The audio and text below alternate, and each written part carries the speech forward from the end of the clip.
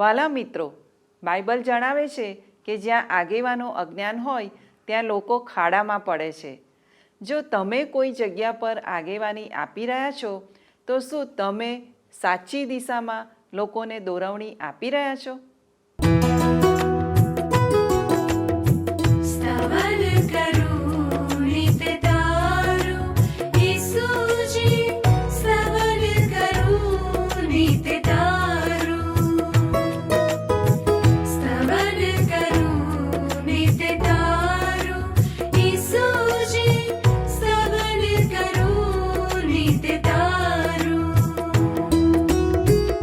आज सवारे साद सुनी तऊ महिमा करूं प्रभु तारो, महिमा करूं प्रभु तारो, स्तवन करूं नित तारो.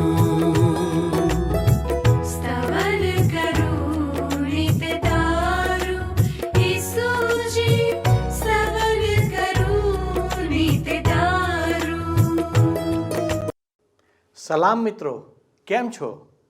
ઈશ્વરના જીવંત વચનોને સાંભળવા માટે આપ સૌને સ્તવન કાર્યક્રમમાં આમંત્રણ આપું છું. આપણે આ દિવસો દરમિયાન ઈશ્વરના વચનોનો અભ્યાસ કરી રહ્યા છીએ અને ઇઝરાયેલી ઇતિહાસમાં ઈશ્વરના હસ્તક્ષેપ અથવા ચમત્કારો દ્વારા ઈશ્વરની યોજનાઓને સમજવાનો પ્રયાસ કરી રહ્યા છીએ. આજે આપણે પહેલા સમુએલના અંતિમ ભાગનો અભ્યાસ કરીશું. આ અભ્યાસમાં સાઉલ રાજાના જીવનમાંથી આપણે શીખીએ છીએ કે ઈશ્વર તેમના પસંદ કરેલા લોકો પાસેથી શું ઈચ્છે છે અને જો ઈશ્વરની આજ્ઞાઓ પ્રમાણે જીવન ન જીવીએ તો શું થાય છે. બીજી બાજુ આપણે દાઉદના જીવનમાં ધીરજ અને વિશ્વાસનો અદ્ભુત નમૂનો જોઈ રહ્યા છીએ. દાઉદ પણ એક માનવી હોવાને કારણે તે પણ પાપ કે ભૂલ કરી બેસે છે અને તેને પણ ન્યાયની શિક્ષા ભોગવવી પડે છે.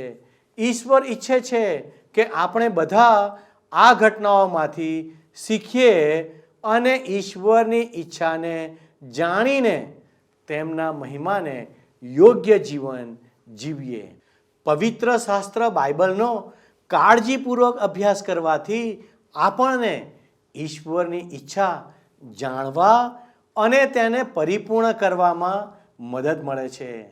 આજના અભ્યાસમાં આપણે જોઈશું કે કેવી રીતે દાઉદ એક નાની ભૂલ કે પાપને કારણે કેવી મુશ્કેલીમાં મુકાઈ જાય છે. સાઉલ રાજાના જીવનનો દુઃખદ અંત થાય છે.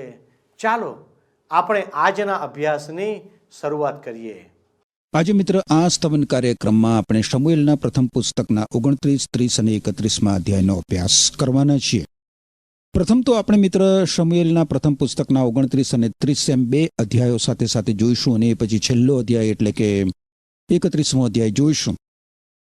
હવે 29 અને 30 અધ્યાયમાં ફલિસ્તી લોકો મધ્યે દાઉદના જીવનનું વૃત્તાંત આપવામાં આવ્યું છે. આપણે મિત્ર 27મા અધ્યાયમાં જોઈ ગયા હતા કે શાઉલે દાઉદને મારી નાખવાનો પાક્કો નિર્ધાર કર્યો હતો અને એટલે દાઉદ એટલો બધો નાસીપાસ થઈ ગયો હતો અને વિહવળ બની ગયો હતો કે તે ઇઝરાયેલ દેશમાંથી જ નાસી ગયો. ઈશ્વરે એને એવું કરવાનું કહ્યું નહોતું. અહીં મિત્ર દાઉદના વિશ્વાસમાં ઊભી થયેલી ખામી આપણે જોઈ શકીએ છીએ અને આપણે જાણીએ છીએ મિત્ર કે ફલિસ્તી લોકો ચોક્કસ ઇઝરાયેલી લોકોના શત્રુઓ હતા. દાઉદે ફલિસ્તી લોકોના દેશમાં કેટલોક સમય વિતાવ્યો અને એ ગાથના રાજાનો સારો મિત્ર બની રહ્યો. અને એ પછી જ્યારે ઇઝરાયેલી લોકો અને ફલિસ્તી લોકો વચ્ચે લડાઈ ફાટી નીકળી ત્યારે દાઉદની દશા સૂડી વચ્ચે સોપારી જેવી થઈ ગઈ. આ દાઉદ ફલિસ્તી લોકોનો મિત્ર બની ગયો હતો અને એટલે એને લાગ્યું કે લડાઈમાં એણે ફલિસ્તી લોકોને સાથ આપવો પડશે. પરંતુ એના પોતાના લોક ઉપર જ હુમલો કરતા ઈશ્વરે દાઉદને અટકાવ્યો. જો ઈશ્વરે આ બાબતમાં હસ્તક્ષેપ કર્યો ન હોત તો દાઉદ એવું કંઈક કરી બેસે જેનાથી એની બાકીની જિંદગી દરમિયાન એણે પસ્તાવવું પડ્યું હોત. વાલા મિત્ર, આપણને ખ્યાલ પણ નથી હોતો કે કેટલી બધી વાર ઈશ્વર આપણા જીવનોમાં હસ્તક્ષેપ કરે છે. જ્યારે આપણે કંઈક નિર્ણય કરવામાં ભૂલ કરીએ છીએ ત્યારે ઈશ્વર તેમની કૃપામાં હસ્તક્ષેપ કરે છે અને બહુ જ મોટી ભૂલ કરતા આપણને બચાવે છે. વારું મિત્ર, જો તમારી પાસે બાઇબલ હોય તો મારી સાથે સાથે શમુએલના પ્રથમ પુસ્તકના 29મા અધ્યાયની પ્રથમ 2 કલમો જુઓ. અહીં લખવામાં આવ્યું છે, હવે ફલિસ્તીઓએ પોતાના સર્વ સૈન્યો અફેક આગળ એકઠા કર્યા અને યિઝએલમાં જે જરો છે તેની પાસે ઇઝરાયેલીઓએ છાવણી નાખી. ફલિસ્તીઓના સરદારો 100ની તથા 1000ની ટોળી બંધ ચાલી નીકળ્યા. દાઉદ તથા તેના માણસો આખીશ સાથે સૈન્યને પાછલે ભાગે ચાલતા હતા. ત્યારે ફલિસ્તીઓના સરદારોએ કહ્યું કે આ હેબ્રીઓનું અહીંયા શું કામ છે? આખીશે ફલિસ્તીઓના સરદારોને કહ્યું કે શું એ ઇઝરાયેલના રાજા શાઉલનો ચાકર દાઉદ નથી? તે તો કેટલાક દિવસ બલકે કેટલાક વર્ષ થયા મારી સાથે રહે છે. તો પણ તે મારી પાસે આવી રહ્યો ત્યારથી તે આજ સુધી મને એનામાં કંઈ પણ વાંક માલુમ પડ્યો નથી. જ્યારે લડાઈ ફાટી નીકળવાની હતી ત્યારે દાઉદ અને તેના જવાનો ફલિસ્તી લોકો સાથે ચાલી નીકળ્યા. ફલિસ્તીઓના બધા જ સરદારો દાઉદને ઓળખતા હતા અને એટલે જ્યારે એમની સાથે લડાઈમાં આ દાઉદ જવા લાગ્યો પોતાના જવાનોને લઈને, ત્યારે આ સરદારોને, ફલિસ્તીઓના સરદારોને એ વાત ગમી નહીં. 3જી કલમમાં શું કહે છે જુઓ. ત્યારે ફલિસ્તીઓના સરદારોએ કહ્યું કે આ હેબ્રીઓનું અહીંયા શું કામ છે? આખીશે ફલિસ્તીઓના સરદારોને કહ્યું કે શું એ ઇઝરાયેલના રાજા શાઉલનો ચાકર દાઉદ નથી? તે તો કેટલાક દિવસ બલકે કેટલાક વર્ષ થયા મારી સાથે રહે છે. તો પણ તે મારી પાસે આવી રહ્યો ત્યારથી તે આજ સુધી મને એનામાં કંઈ પણ વાંક માલુમ પડ્યો નથી. ફલિસ્તી સરદાર આખીશને દાઉદ માટે કોઈ જ વાંધો નહોતો, કારણ કે દાઉદ એને વફાદાર રહ્યો હતો. 4થી કલમમાં કહે છે, પણ ફલિસ્તીઓના સરદારો તેના પર ગુસ્સે થયા અને ફલિસ્તીઓના સરદારોએ તેને કહ્યું કે આ માણસને પાછો મોકલ, કે જે જગા તે તેને ઠરાવી આપી છે ત્યાં તે જાય ને એને આપણી સાથે લડાઈમાં આવવા ન દેતો રખે ને યુદ્ધમાં તે આપણો સામાવાળીઓ થઈ જાય. કેમ કે પોતાના શેઠની પ્રીતિ પાછી મેળવવા સારું તે શું ન કરે? શું આ માણસના માથા નહીં આપે? ફલિસ્તી સરદારોએ કેવી દલીલો કરી. કદાચ એવું હોય કે દાઉદ શાઉલ રાજા સાથે શાંતિ સ્થાપવા માંગતો હોય અને આ માટે ઇઝરાયેલી લોકો સાથેના યુદ્ધમાં ફલિસ્તીઓની વિરુદ્ધ થઈને એમની સાથે દાઉદ લડે. એ દલીલમાં તર્ક હતો. 5મી કલમમાં શું કહે છે જુઓ. 5મી કલમ અહીં લખ્યું છે, શાઉલે કહે છે કે શું એ દાઉદ નથી કે જેના વિશે તેઓએ નાચતા નાચતા સામસામાં ગાયું હતું કે શાઉલે સહસ્ત્રોને અને દાઉદે 10 સહસ્ત્રોને માર્યા છે? આ ફલિસ્તી સરદારોએ દાઉદ વિશે સાંભળ્યું હતું. એ લોકો જાણતા હતા કે દાઉદ સબળ શત્રુ હતો અને એમ છતાં આખીશને દાઉદમાં પૂરેપૂરો ભરોસો હતો. 6ઠ્ઠી અને 7મી કલમમાં લખ્યું છે, ત્યારે આખીશે દાઉદને બોલાવીને તેને કહ્યું, જીવતા યહોવાના સમ તું પ્રમાણિકપણે વર્ત્યો છે. સૈન્યમાં મારી સાથે તારું જવું આવવું એ મારી દ્રષ્ટિમાં સારું છે, કેમ કે તું મારી સાથે આવ્યો ત્યારથી તે આજ સુધી તારામાં મને કંઈ જ દુષ્ટતા માલુમ પડી નથી.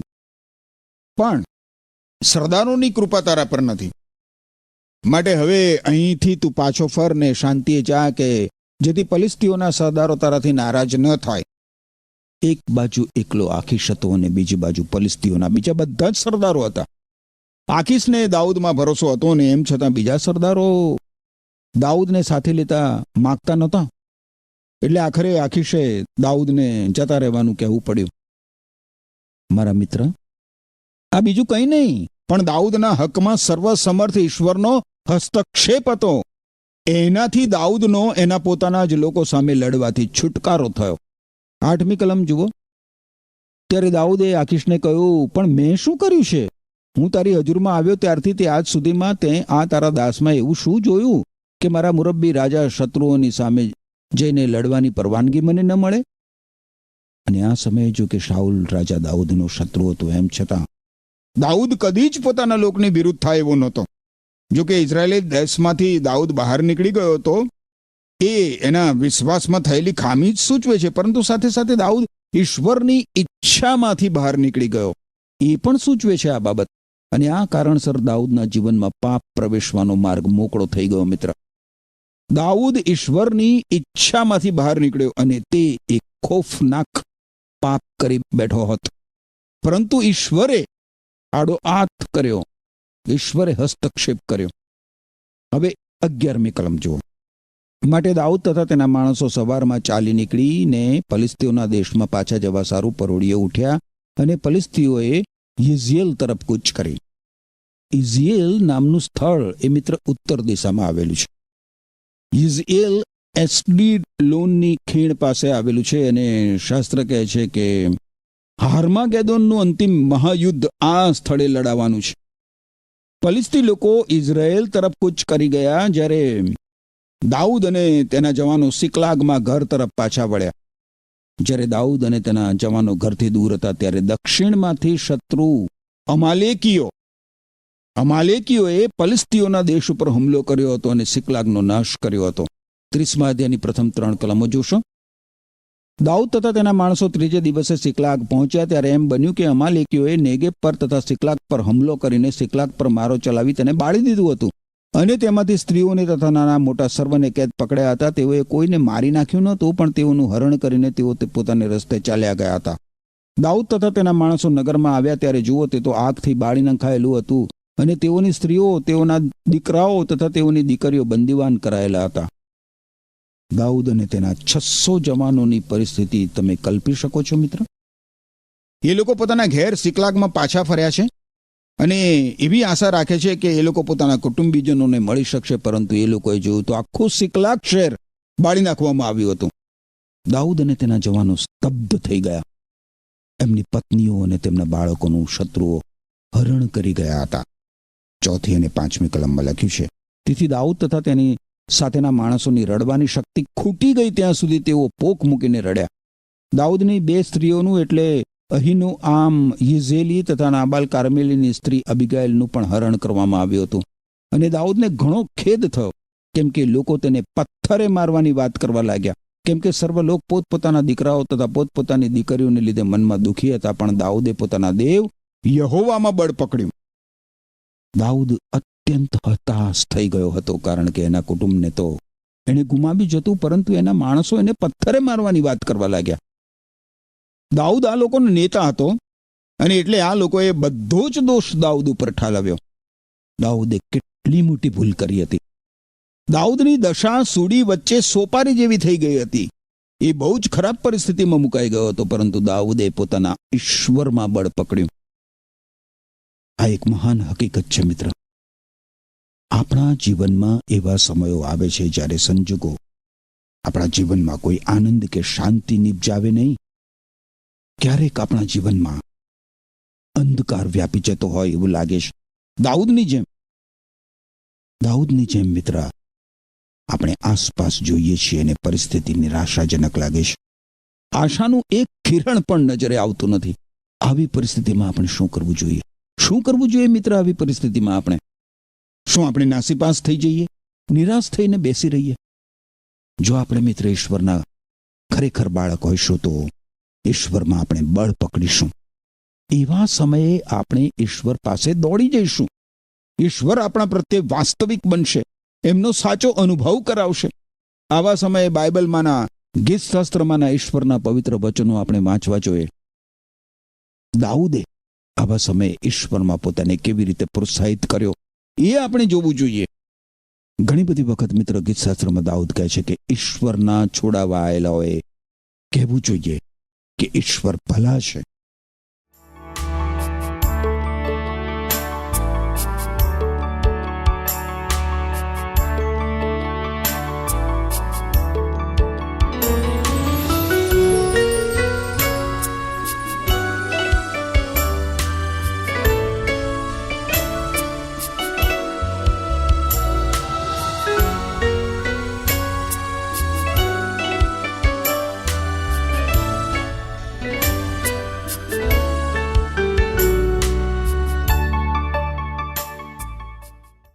હવે 7મી કલમ જુઓ.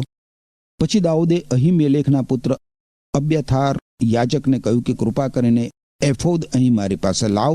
એટલે અબ્યાથાર દાઉદ પાસે એફોદ લઈ આવ્યો. એફોદ એ તો પ્રમુખ યાજકના વસ્ત્રોનો એક ભાગ હતો અને એ પ્રાર્થનાનું સૂચન કરે છે મિત્ર. યાજક જે વસ્ત્રો ધારણ કરતો હતો તેના પર એફોદ પહેરવામાં આવતો હતો. એફોદ એ પ્રમુખ યાજકનું ચિહ્ન હતો.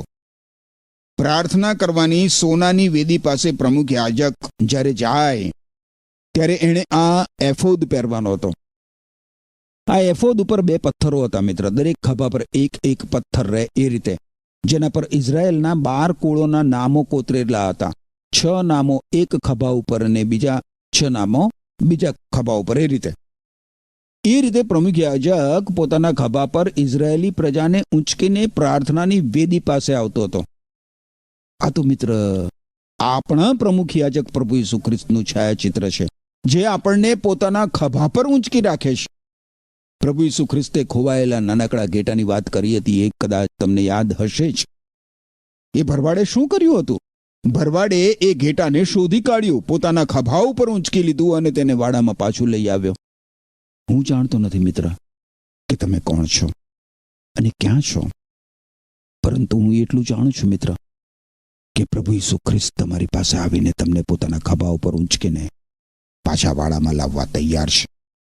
વારું, આપણે શમુએલના પ્રથમ પુસ્તકના 30મા અધ્યાયમાં આગળ વધીશું. 8મી કલમ હવે જોઈએ. દાઉદે યહોવાની સલાહ પૂછી કે જો હું એ ટુકડીની પાછળ પડું તો શું હું તેને પકડી પાડી શકીશ? તેણે તેને ઉત્તર આપ્યો કે પાછળ પડ, કેમ કે નક્કી તું તેઓને પકડી પાડીશ ને બેશક બધું પાછું મેળવીશ. મિત્ર, દાઉદના 200 જવાનો એટલા તો બધા નિર્ગત થઈ ગયા હતા કે એ લોકો બસોરનું નાળું પણ ઓળંગી શક્યા નહીં. પ્રાર્થનાના વસ્ત્ર એફોદ સાથે દાઉદ દોરવણી મેળવવા માટે ઈશ્વર પાસે ગયો. આપણે વાંચ્યું એ પ્રમાણે મિત્ર, દાઉદે પોતાના ભલા ભરવાડ, પોતાના પ્રમુખ યાજક ઈશ્વર સાથે વાત કરી અને ઈશ્વરે દાઉદને તેના શત્રુઓ ઉપર ચઢાઈ કરવાનો આદેશ આપ્યો. 9મી અને 10મી કલમમાં લખ્યું છે, તમે જુઓ. તેથી દાઉદ તથા તેની સાથેના 600 માણસો નીકળ્યા અને બસોર નાળા આગળ પહોંચ્યા, જ્યાં પાછળ પડી ગયેલાઓ થોભ્યા, પણ દાઉદ તથા 400 માણસો લાગુ રહ્યા, કેમ કે બાકીના 200 માણસો એટલા બધા નિર્ગત થઈ ગયા હતા કે તેઓ બસોર નાળું ઉતરી શક્યા નહીં, તેથી તેઓ પાછળ રહી ગયા. દાઉદના 200 જવાનો એટલા તો નિર્ગત થઈ ગયા કે બસોરનું નાળું પણ એ લોકો ઓળંગી શક્યા નહીં. દાઉદની આ ટોળીએ 2 વખત કૂચ કરી હતી. 11મી કલમ તમે જુઓ. તેઓએ એક મિસ્રી પુરુષ ખેતરમાં મળ્યો ને તેને તેઓ દાઉદ પાસે લાવ્યા અને તેઓએ તેને રોટલી આપીને તે તેણે ખાધી, વળી તેઓએ તેને પીવાને પાણી આપ્યું. શત્રુઓની પાછળ જનાર દાઉદની ટોળીને માર્ગમાં એક મિસ્રી માણસ મળે છે. તે બીમાર છે અને એણે કહ્યું કે એ અમાલેકીઓના સરદારનો નોકર હતો. એ બીમાર પડી ગયો હતો, એટલે અમાલેકીઓ એને મૃત્યુ પામવા માટે છોડી ગયા હતા. એણે દાઉદને માહિતી આપી કે તે હજી એના શત્રુઓને પકડી શકે એમ હતો. આ મિસ્રી માણસ દાઉદને કહે છે કે જો તે તેને તેના માલિકને પાછો સોંપી નહીં દે તો દાઉદને જે માહિતી જોઈએ છે એ માહિતી એ દાઉદને આપશે. અને દાઉદ એને આ ખાતરી આપે છે. જ્યારે એ સિકલાગ બાળ્યું ત્યારે શું શું બન્યું હતું એ બધું દાઉદને કહી દે છે, અને પછી દાઉદની ટોળીને અમાલેકીઓ પાછળ લઈ જાય છે. આ અમાલેકીઓ જ્યારે લૂંટ માટે આનંદ કરી રહ્યા હોય છે અને વિજયનો નશો ભોગવતા હોય છે, ત્યારે દાઉદ એમના પર અણધાર્યો હુમલો કરી બેસે છે. જુઓ 16 અને 17 કલમ જુઓ. અને તે તેને ત્યાં લઈ ગયો ત્યારે જુઓ તે લોક આખા મેદાન પર આમ તેમ પડેલા હતા અને ખાતા પીતા તથા મિજબાની કરતા હતા, કેમ કે ફલિસ્તીઓના દેશમાંથી તથા યહૂદાના દેશમાંથી તેઓએ પુષ્કળ લૂંટ મેળવી હતી. દાઉદે તેઓને પ્રાતઃકાળથી તે બીજા દિવસની સાંજ સુધી માર્યા, અને જે 400 જવાનો ઊંટો પર બેસીને નાસી ગયા તે સિવાય તેમાંનો એક બચ્યો નહીં. અમાલેકીઓમાંના માત્ર 400 જવાનો પાસે જ ઊંટો હતા અને માત્ર એ લોકો જ દાઉદથી છટકી શક્યા. યુદ્ધ પૂરું થયું એટલે દાઉદ તેના માણસો સાથે તેમના કુટુંબો, ઢોરઢાંક અને તેમની મિલકત સાથે સિકલાગના માર્ગે પાછો ફર્યો. હવે દાઉદના જવાનો વચ્ચે એક દલીલ થઈ હતી કે જે 200 જવાનો યુદ્ધમાં જઈ શક્યા નહોતા એમને લૂંટમાંથી ભાગ આપવો કે નહીં. દાઉદે આ સમયે પોતાનું ન્યાયી ધોરણ બતાવતા એવો સિદ્ધાંત ઠરાવ્યો જેથી ઈશ્વર ઉપયોગ કરી શકે એવો રાજા એ બની શક્યો. જે 200 માણસો યુદ્ધમાં જઈ શક્યા ન હતા એમને પણ લૂંટમાંથી સરખો હિસ્સો આપવામાં આવ્યો. ખેર મિત્ર, આપણે હવે શમુએલના પ્રથમ પુસ્તકના છેલ્લા અધ્યાયમાં 31મા અધ્યાયમાં આવી પહોંચ્યા છીએ. 31મા અધ્યાયમાં શાઉલ અને તેના દીકરા યોનાથાનની યુદ્ધમાં કતલ થાય છે. ફલિસ્તી લોકો ઇઝરાયેલી પ્રજા સામે લડી રહ્યા છે અને દાઉદ આ યુદ્ધમાં સામેલ નથી થયો. ઈશ્વરના હસ્તક્ષેપથી દાઉદ આ યુદ્ધમાંથી બાકાત રહ્યો છે. જ્યારે દાઉદ અને તેના જવાનો અમાલેકીઓ પાછળ પડ્યા હતા ત્યારે ઇઝરાયેલી લોકો તેમના પર ચડી આવેલા ફલિસ્તી સૈન્યથી નાસી રહ્યા હતા. ઇઝરાયેલી લોકો આ સમયે ઈશ્વરની ઈચ્છાથી દૂર થઈ ગયા હતા મિત્ર, અને એટલે આ યુદ્ધમાં તેમનો પરાજય થઈ રહ્યો હતો. ફલિસ્તી લોકો ઇઝરાયેલી પ્રજા પર ચડી આવ્યા ત્યારે શાઉલે ઈશ્વર પાસે માર્ગદર્શન માંગ્યું, પરંતુ ઈશ્વરે કોઈ જ ઉત્તર આપ્યો નહોતો. અને એટલે શાઉલ એન-દોરથી મેલી વિદ્યા જાણનાર સ્ત્રીની પાસે મદદ માંગવા ગયો હતો. શાઉલના પાપને કારણે મિત્ર અને તેના ઈશ્વર વિરુદ્ધના બળવાને કારણે ઈશ્વરે તેને ઉત્તર આપ્યો નહીં, એનું રક્ષણ કર્યું નહીં. હવે 31મા અધ્યાયની પહેલી કલમ તમે જુઓ. અહીંયા લખ્યું છે, હવે ફલિસ્તીઓએ ઇઝરાયેલની સાથે યુદ્ધ કર્યું. ઇઝરાયેલના માણસો ફલિસ્તીઓની આગળ નાઠા અને ગિલ્બોઆ પર્વત પર કતલ થઈ પડ્યા. આરંભથી જ ઇઝરાયેલી લોકો વિરુદ્ધ યુદ્ધ ચાલ્યું છે મિત્ર. બીજી અને ત્રીજી કલમ જુઓ. ફલિસ્તીઓએ શાઉલ તથા તેના દીકરાઓનો લગોલગ કેડો પકડ્યો અને ફલિસ્તીઓએ શાઉલના દીકરા યોનાથાન, અબીનાદાબ તથા માલ્કી-શુઆને મારી નાખ્યા. અને શાઉલની વિરુદ્ધ સખત યુદ્ધ મચ્યું ને ધનુર્ધારીઓએ તેને પકડી પાડ્યો અને ધનુર્ધારીઓને લીધે તે ઘણી સકડામણમાં આવી પડ્યો. આ શાઉલના અંતનો આરંભ છે મિત્ર. પ્રથમ ધનુર્ધારીઓએ યુદ્ધમાં તેને જખમી કર્યો. યોનાથાન પણ આ યુદ્ધમાં કતલ થઈને પડ્યો હતો. આ સમયે ફલિસ્તી લોકો કરતા ઇઝરાયેલી લોકોની સંખ્યા બહુ જ જૂજ હતી, અને આ યુદ્ધમાં દાઉદ અને યોનાથાન સામે આવી ગયા હોત મિત્ર. પરંતુ આપણે જોઈ ગયા છીએ તેમ ઈશ્વરે એ બાબતમાં હસ્તક્ષેપ કર્યો હતો અને શાઉલ યુદ્ધમાં ઘાયલ થયો છે. ચોથી કલમ જુઓ. ત્યારે શાઉલે પોતાના શસ્ત્રવાહકને કહ્યું કે તારી તરવાર તાણીને મને વીંધી નાખ. રખીને આ 2 સુન્નતીઓ આવીને મને વીંધી નાખીને મારું અપમાન કરે. પણ તેના શસ્ત્રવાહકે એમ કરવાની ના પાડી, કેમ કે તે ઘણો બીધો. ત્યારે શાઉલ પોતાની તરવાર લઈને તે પર પડ્યો. શાઉલ જ્યારે મરણતોલ ઘાયલ થયો હતો ત્યારે તેને લાગ્યું કે ફલિસ્તી લોકો તેને પકડીને તેના પર અત્યાચાર કરશે અને તેનું અપમાન કરશે. શાઉલ સ્વમાની હતો, ગર્વિષ્ઠ પણ હતો, અને એટલે તેનો અંત એવો આવે એ સહન કરી શકે એમ નહોતો. શાઉલે જ્યારે પોતાના શસ્ત્રવાહકને વિનંતી કરી કે તે તેને તરવારથી આર પાર વીંધી નાખે, ત્યારે રાજા પર હાથ નાખતા તેનો શસ્ત્રવાહક અચકાતો હતો, અને એટલે શાઉલ પોતાની તલવાર ઉપર પડે છે જાતે. આપણને એવું લાગે મિત્ર કે શાઉલે આપઘાત કર્યો. ખરેખર આપઘાત શું છે મિત્ર? 5 થી 9 કલમોમાં લખ્યું છે કે શાઉલે મુએલો જોઈને તેનો શસ્ત્રવાહક પણ પોતાની તલવાર પર પડીને તેની સાથે મરણ પામ્યો. એ રીતે શાઉલ, તેના 3 દીકરા, તેનો શસ્ત્રવાહક તથા તેના સર્વ માણસો તે જ દિવસે સાથે મરણ પામ્યા. અને તે નીચાણની સામી બાજુના ઇઝરાયેલી માણસોએ તથા યરદનની પેલે પારના લોકોએ જોયું કે ઇઝરાયેલના માણસો નાસે છે અને શાઉલ તથા તેના દીકરા મરણ પામે છે, ત્યારે તેઓ નગરો ત્યજી દઈને નાસી ગયા અને ફલિસ્તીઓ આવીને તેમાં વસ્યા. બીજે દિવસે એમ બન્યું કે ફલિસ્તીઓ લાશો પરથી વસ્ત્રાદી ઉતારી લેવા લાવ્યા. ત્યારે શાઉલ તથા તેના 3 દીકરાઓને તેઓએ ગિલ્બોઆ પર્વત પર પડેલા દીઠા. તેઓએ તેનું માથું કાપી લીધું તથા તેના શસ્ત્રો ઉતારી લઈને તે સમાચાર તેના મૂર્તિ ગૃહમાં તથા લોકોમાં પ્રગટ કરવા શાઉલ ફલિસ્તીઓના દેશમાં સર્વ ઠેકાણે તેઓએ હલકારા મોકલ્યા. હવે શાઉલના શસ્ત્રો ચારે બાજુ મોકલવામાં આવી રહ્યા છે. ત્યારે આપણને સમજાય છે મિત્ર કે શા માટે શાઉલે દાઉદ જ્યારે ગોલિયાત સામે લડવા જઈ રહ્યો હતો ત્યારે તેને પોતાના શસ્ત્રો પહેરાવ્યા હતા. જો દાઉદે શાઉલના શસ્ત્રો પહેરીને ગોલિયાત ઉપર વિજય મેળવ્યો હોત તો એનો યશ શાઉલ રાજાને મળી જાત. 10 થી 13 કલમો જુઓ. તેઓએ તેના શસ્ત્રો આસ્તારોથના મંદિરમાં મૂક્યા અને તેની લાશ તેઓએ બેત શાનના કોટ ઉપર ચોંટાડી. ફલિસ્તીઓએ શાઉલના જે હાલ કર્યા હતા તે વિશે યાબેશ ગિલિયાદના રહેવાસીઓએ સાંભળ્યું. ત્યારે સગળા બહાદુર પુરુષો ઉઠીને આખી રાત ચાલ્યા ને બેત શાનના કોટ પરથી શાઉલની લાશ તથા તેના દીકરાઓની લાશો તેઓ યાબેશમાં લઈ આવ્યા અને ત્યાં તેઓને તે બાળી. આની સાથે મિત્ર 13મી કલમ વાંચી લઈએ. તેઓએ તેના હાડકા લઈને યાબેશમાંના એશેલ વૃક્ષ તળે તે દાટ્યા અને 7 દિવસ સુધી ઉપવાસ કર્યો. આની સાથે મિત્ર શમુએલના પ્રથમ પુસ્તકનો અંત આવે છે. શાઉલે અમાલેકીઓની કતલ કરી નહોતી, તમને યાદ છે ને? અને એ માટે શમુએલે તેને ઠપકો આપ્યો હતો. શમુએલે શાઉલને કહ્યું હતું કે બલિદાનો કરતા ઈશ્વર આધીનતા વધારે પસંદ કરે છે. ઈશ્વર આધીનતા માનતા હતા, આધીનતા માગતા હતા. પરંતુ શાઉલનું હૃદય ક્યારેય સર્વસમર્થ ઈશ્વરને નમ્યું નહીં. અને એનું પરિણામ જોયું મિત્ર તમે? પોતાની જ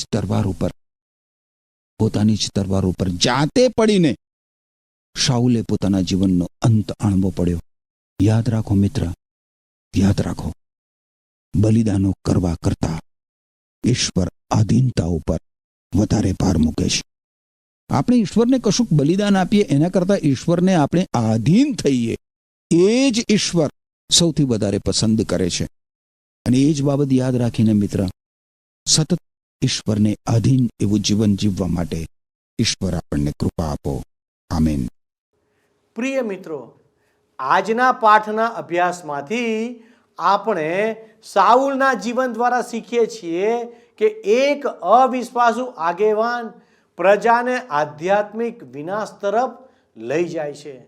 તે પોતાના જ નિર્દોષ બાળકો પર પણ ઈશ્વરનું ન્યાયાસન લાવી શકે છે. તે આગેવાન સંકટોનું કારણ બની શકે છે. તે પાપનો સ્વીકાર કરીને સાચો પસ્તાવો કરવાનો ઇનકાર કરે છે, જેથી અંતે તેનો પણ ન્યાય કરવામાં આવે છે. આવા આગેવાનો દેશના નાગરિકોને પાયમાલ કરી શકે છે. તે દેશ અને ઈશ્વરનું સન્માન ગુમાવી દે છે અને ઈશ્વરના નામને બટ્ટો લાગે છે. આ આગેવાન પતન પામેલા દેશને કોઈ પણ પ્રકારની આશાનો સંચાર કરી શકતા નથી. પરંતુ દાઉદ જેવા આજ્ઞાકારી અને વિશ્વાસુ આગેવાન લોકોને ઈશ્વર તરફ પાછા ફેરવીને એક નવી શરૂઆત તરફ દોરી જાય છે. માટે આપણે આપણા ઉદ્ધાર માટે ઈશ્વર પર વિશ્વાસ કે ભરોસો રાખવો જોઈએ. સાઉલ રાજા જે પાપની કબૂલાત ન કરીને ઈશ્વરની તરફ પાછો ન ફર્યો, તેવા આપણે ન થઈએ ભાલા દર્શક મિત્રો. પરંતુ દાઉદની જેમ પાપની કબૂલાત કરીને ઈશ્વરની તરફ પાછા ફરીએ. જો આપને આજનો પાઠ ગમ્યો છે, અથવા કંઈક નવું શીખવા મળ્યું છે, અથવા પ્રભુના વચને તમારા હૃદયને સ્પર્શ કર્યો છે, તો અમને એક ફોન જરૂર કરશો. ઈશ્વર આપને આશીષ આપો. આમેન. મિત્રો, ગત પ્રશ્નનો જવાબ છે આબ્નેર.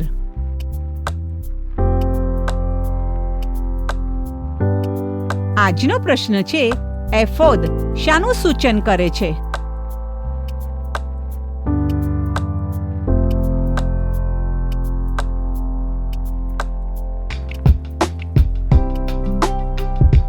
જવાબ આપે સ્ક્રીન પર દર્શાવેલ વોટ્સએપ નંબર પર આપવાનો રહેશે. કાર્યક્રમ દરમિયાન પૂછેલા પ્રશ્નનો સાચો જવાબ આપનાર વિજેતાઓના નામ દર મહિનાના પ્રથમ સોમવારે જાહેર કરવામાં આવશે.